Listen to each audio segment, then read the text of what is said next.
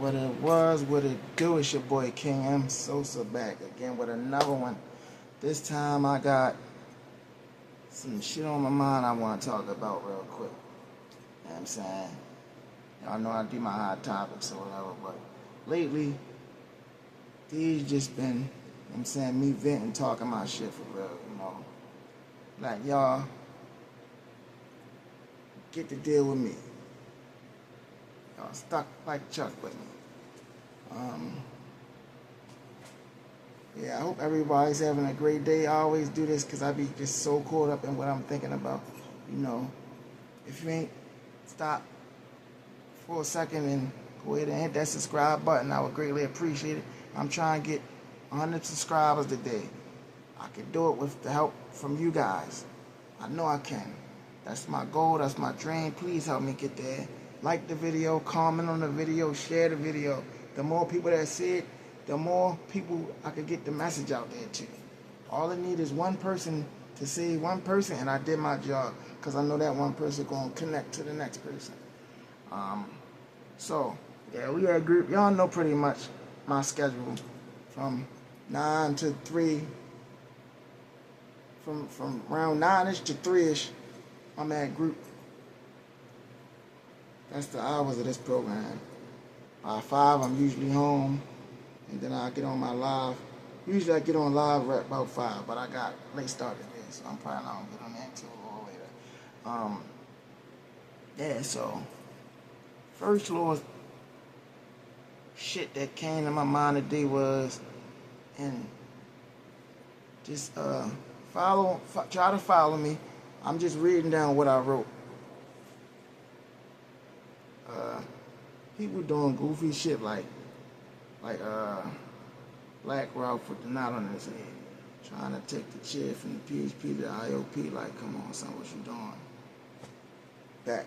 So today, it's this dude in group. You know what I'm saying, I'm gonna call him Knothead, because he got a big knot on his head. I ain't gonna say no names because I don't want to say no name, but I'm gonna call him Knothead.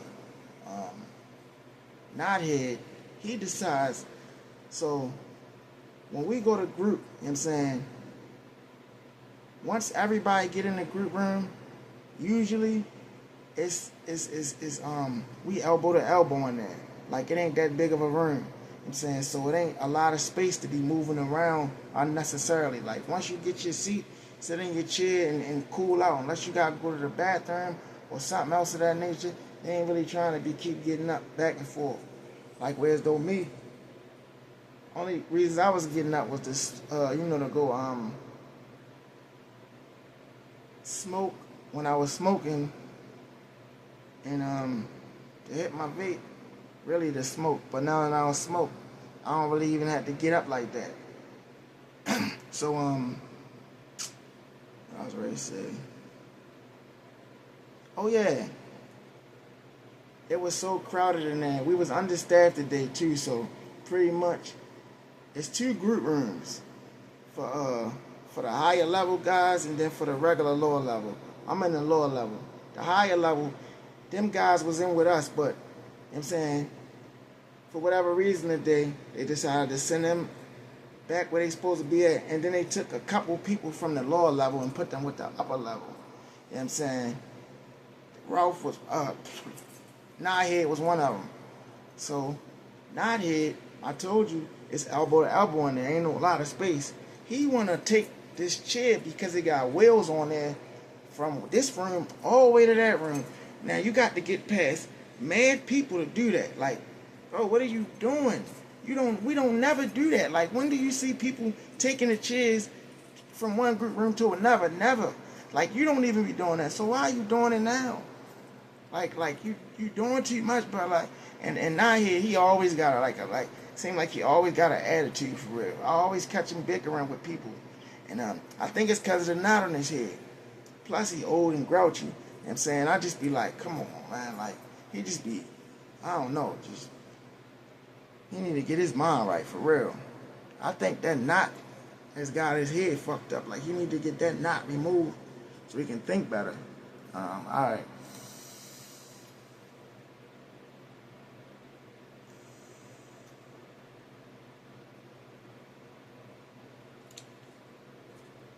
Then we got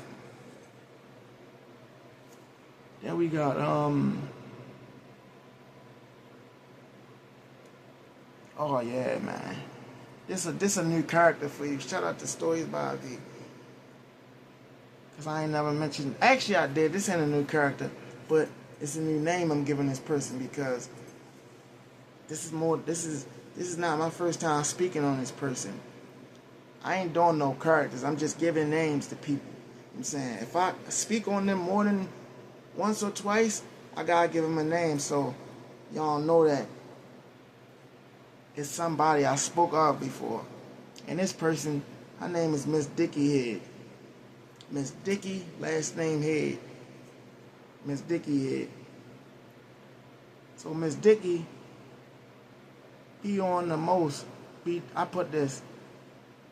And we got this Muslim lady, and y'all know I'm Muslim. So this really, this feces be alive really bothers me that she's this way. You know what I'm saying? But this ain't the first Muslim sister that I had to deal with in this position that carried it like this. It's like they got a small person complex and they want to be, you know what I'm saying, doing the most. When I say doing the most, instead of them just teaching the group, they want to be teaching the group and telling everybody to wake up, stopping, to go look at everybody, tapping people, you know what I'm saying, looking around to see if she sees certain people in their seats. If not, she getting up, going to go tell on them, like, just doing the most, like, do your fucking job. That's not your job. Your job is to teach us. You feel me? You keep saying you hearing this from the higher ups. Why are you the only one that's hearing it from the higher ups? But anyway, she got me frustrated, so let me get back on track. Ms.Dicky here be on the most. Like, miss, sit the fuck down. Somewhere, I know for a fact, and she say she got a husband or whatever, but I don't believe it. I don't think she's happy. I don't think he happy. I know for a fact this goofy ass itch, like, wow, that's what I was ready to put. I know she gotta be single, but yeah, whatever. Yo ain't happy. She didn't. Oh, and then earlier, so basically I had to go see my counselor, and I was gone from my seat. And then, cause Ms.Dicky here that took one of my phones or whatever. I told her she'd do the most. That's another thing. If she see you on the phone, like, she looking for you to be on the phone. She going straight, yeah, give me that. So she gets my phone. I'm mad, because I was really doing something. I'm just like, alright, whatever. But I got more phones, so I ain't really tripping, but I'm knowing, like, she really on the most. Like, if she catch me on another phone, we ain't doing that again. So let me not even give her that opportunity, because I'm not giving it up. You know what I'm saying? I don't care. Like, I ain't doing nothing wrong. I'm quiet. I'm not bothering nobody. Get out my back. That's what's wrong with these women. You know what I'm saying? If it was none of the male staff facilitators really carry it like that. You got one bald head, small head. He do that sometimes, but he be doing it just because he be thinking that he get brownie points, thinking that he cool and slick. Like, ain't nothing slick about that, Mr. Bald head, small head. But yeah. So she didn't see me basically, and told them that I had went outside, like, whole time, and I knew what it was, cause another person that worked there had pulled me up. She was like, you gotta go in the lobby. And I'm thinking, like, for what? But she ain't saying nothing. So now I'm getting irritated. You know what I'm saying? And, yeah, like, I forgot how I found out. That's what it was, but I found out that's what it was. You feel me? Because I went in the back and seen my name on the board for, like, people that left out without permission or did something out of line.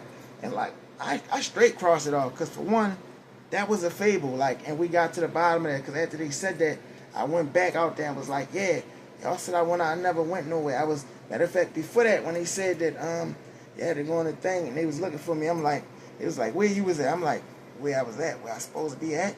I was with the counselor. She asked me these questions. I'm telling her I was with the counselor. Then I went to the bathroom. Then I was there. Then I was there. She like, oh yeah, she ain't see you. So I'm like, just because she didn't see me, Like, now we assuming shit. Like, because she doing the most, that's put in these situations that don't even need to be called for.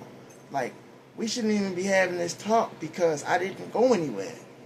Only reason why we having this talk is because our fiending ass don't know how to chill. You feel me? Mind you, this lady just started working here. Like, you ain't even been here that long, man. She been here like 2 weeks. She keep talking about that's our starting grounds. Like, don't nobody care about none of that. I'm saying that's my starting grounds too. What I'm saying is you're doing the most. Like, I'm a Muslim man, you're a Muslim woman. Yeah, this is your job, but don't get that. And don't. It's a thin line between doing your job and becoming a nuisance. And that's what she is. She's a nuisance and don't even really see it.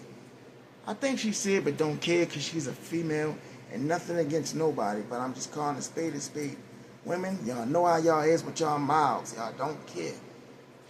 A lot of y'all will rather a person snap on you than fall back from it because y'all just so messed up in the head. And that's messed up to think like that, but that's how they is. For example, my wife literally told me, and this ain't the last time I'm talking about this video. I'm gonna speak on this. When we first got together, she said, this didn't just come out of her mouth one day. We was talking, and somehow we got on the topic of, like, if we was to break up or whatever, all that, whatever. Like, if we get into an argument, I'm just gonna leave you. I ain't even gonna, put up with none of that. She like, don't leave me. I'd rather you put your hands on me than to leave me. She would say that shit faithfully. Every time we got in a little, every time we would have talk, she would keep saying that. And at this time, we were still in our honeymoon phase. You know how that is. Everything is good, perfect. You feel me? And once that honeymoon phase passed and we started getting our altercations, I'm saying the first altercation we had that was physical, and I don't condone violence. I don't condone men putting their hands on females. That's cowardly stuff. That's not a man. That is a little boy. Men do not hit women. I don't care how mad she make you. Don't get me wrong. If somebody puts your hands on you, you don't let nobody put their hands on you. You put your hands on them back. But to just up and just hit a woman, nah, we don't do that. And even if a female hit you, if you know you got the win on her, let it go. Like, I used to do that with my one of my ex-girlfriends. I knew she couldn't beat me. I had dreads. She used to rip some of my dreads out, and I still wouldn't. You feel me? Most I would do was restrain her, but like one time she beat me up, and I ate it. But everybody else was like, damn. Like, I know motherfuckers would because it was dark. But if niggas would have knew that was me, I would have got clowned for that. But I ain't care because I blows didn't faze me. You know what I'm saying? It was just the embarrassment about it. But I didn't care. I wanted her to get that gratification of, you think you beating me up? Fine. Because I'm going to beat you up later. You feel me? But, yeah. Shout out to Tashelle, man. That was a crazy-ass female, boy. Shorty used to try to run me over with her car. Like, I'll never forget that. Downtown, she tried to hit me with the car, man. I ain't gonna lie, I was mad. I threw her phone over the roof. Forgot what happened. I was one of them guys that break phones. That was my go-to. When you get me to that point, I'm gonna crack. But I'm gonna get you a new one. And then if you get me mad again, I'm gonna just break that one. Like, that's what I would do. It's sick and twisted, but yeah. Like, now I'm past all that, like I said. For the most part, as long as you get away from me and I can get away from you, there's nothing I can't defuse. Yeah, so that's how that go. Outside, like what?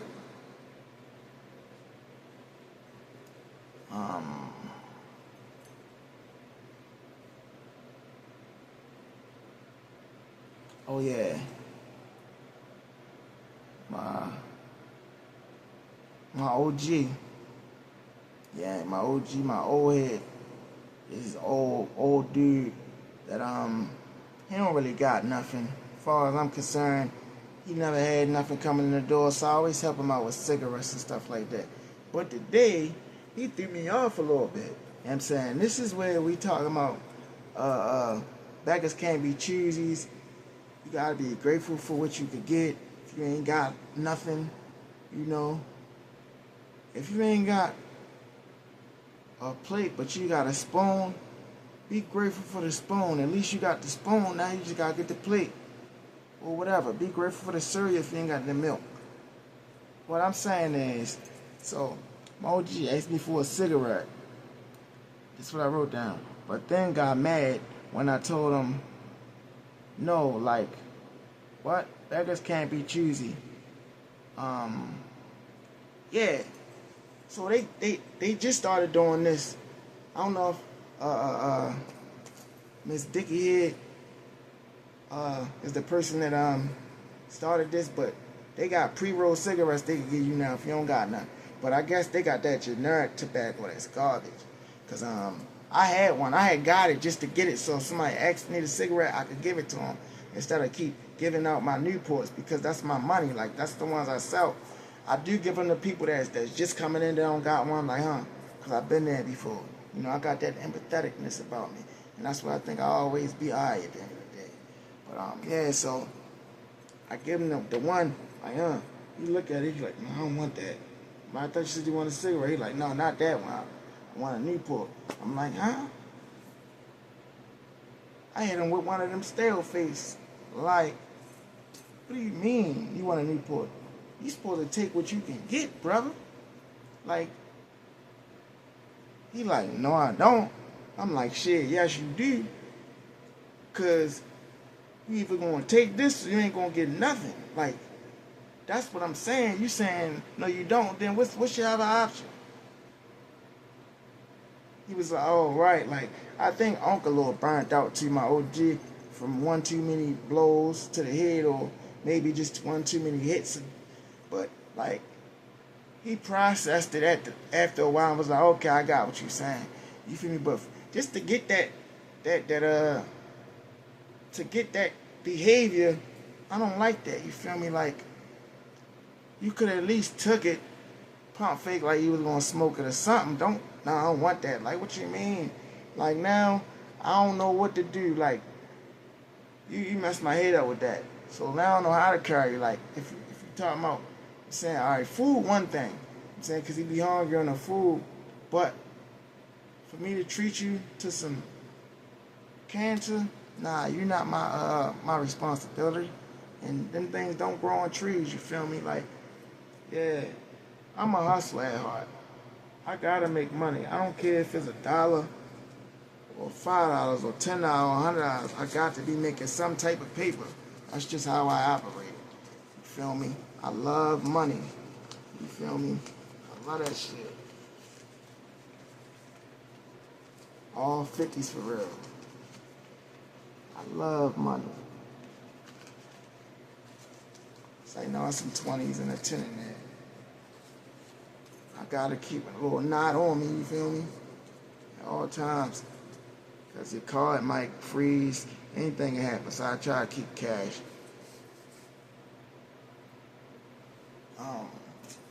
Yeah, so OG fucked my head up with that one. Alright,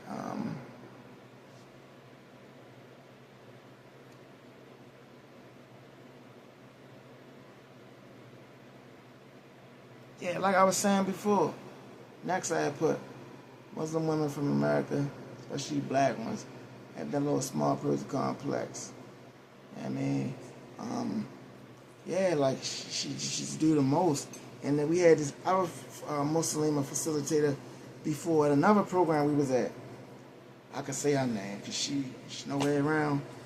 Named Ms.Dicky. She works at Unlimited Bounds off of Pennington Avenue. That's out toward Dundalk. This lady was the same way. She was probably worse though. Like, I'm talking about, don't even breathe wrong, because she gonna tell you, you ain't breathing right, what's wrong, why you breathing like that? Like, miss, I'm alright, let me breathe how I want to breathe, I ain't bothering nobody.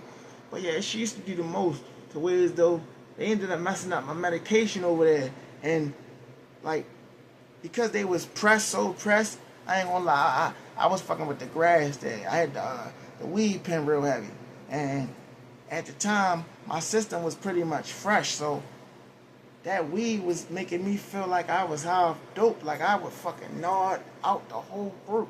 And they thinking it's my medicine. The whole time it's not even that. I'm not telling them what it is, but yeah, they trying everything. They looking at all the pills like, what's the side effects of this pill? None of the pills was doing it, so they just start trying to come up with shit like, maybe if we switch that to that, that'll do that.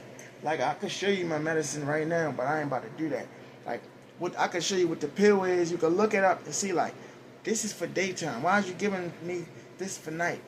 Like, in their mind, it's like, this has got to be it. Whole time, that never changed nothing, but I guess they felt like, at least we tried, at least we made a change, and at least we tried. I'm saying, whole time, that's not trying. That's fucking with something that don't need to be tampered with. You feel me? Like, yeah, but that shit crazy, man. Like, I definitely liked it, that program. Even though they grouped you to death, I liked it because it was a community. It was like, we stay in this. For those who've been following me and been in the family for a while, y'all know what program and where I'm talking about. Where I started my interviews at. Where I did my very first interview. And, I mean, I'm lying. That wasn't my first. It wasn't my first or my second. It was probably like the third or the fourth one. Yeah, because I know the first one was at Exodus. The first one was at Exodus, but yeah. Not the first couple, but probably like the third. I know for a fact my fourth interview, by the time I did my fourth interview, we was at that place. So 4th, 5th, 6th, see, April the 1 I interviewed there. The second Philly guy, not the first one. The first one was at Exodus. The second one was there. You know what I'm saying? See, I love this. I love this lane I'm in because I'm building up a foot trail, breadcrumbs. Like, I could sit here and say, yeah, back when I did it at that time, because like I'm doing this, man. Like I said, I started this year on a mission with it, and that's what it is. You feel me? You know what I'm saying? I just started. I'm already ready to have 100 subscribers. We going in. You know what I'm saying? I'm about to start putting some songs on here. Yeah, I mean, y'all, we just getting started. Thank you. Everybody, thank you. I just want to say thank you real quick. I love all the support I'm getting. Keep it up. Y'all the best. Like, comment, subscribe, share the video. If you ain't already, tell a friend, and tell that friend, and tell a friend. Till the next time. We is out.